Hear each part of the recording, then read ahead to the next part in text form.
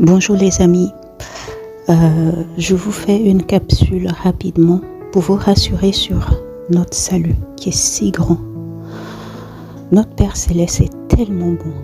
Il nous a donné Jésus qui est venu manifester dans son être toutes les souffrances que nous pouvons ressentir.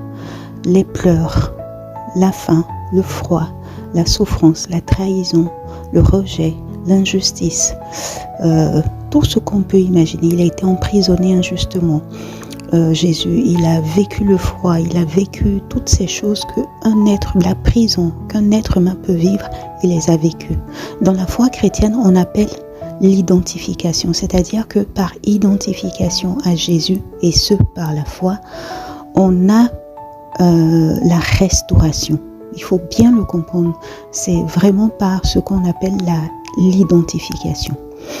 Alors, un point important que je voulais relever aujourd'hui, c'est l'idée de la transfusion sanguine. Je suis moi-même en ce moment en train d'être transfusée de 3 poches, a-t-on dit. Et en fait, pour le faire, c'est vrai que je me posais plein de questions. D'accord.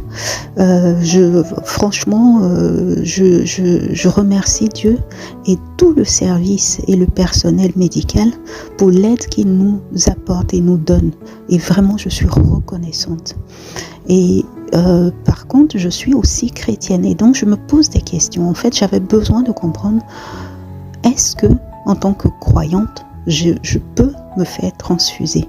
D'autant que la question est si importante, si spirituelle. Et même il y a des confessions, une confession notamment religieuse, les témoins de Jéhovah, qui refusent la transfusion. Et en fait, c'est à juste titre. Alors voici la bonne nouvelle. C'est que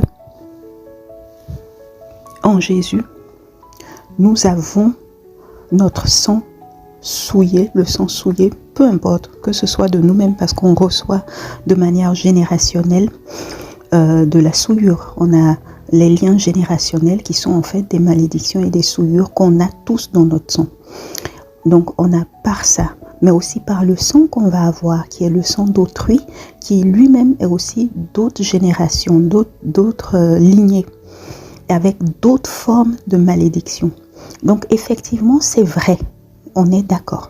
Mais par l'identification, le Seigneur m'a vraiment montré qu'il a porté toute la souillure et qu'on peut se faire transfuser. Entendez-le bien, on peut se faire transfuser. Notamment, Lévitique 17, verset 11 dit que l'âme de tout être est dans son sang.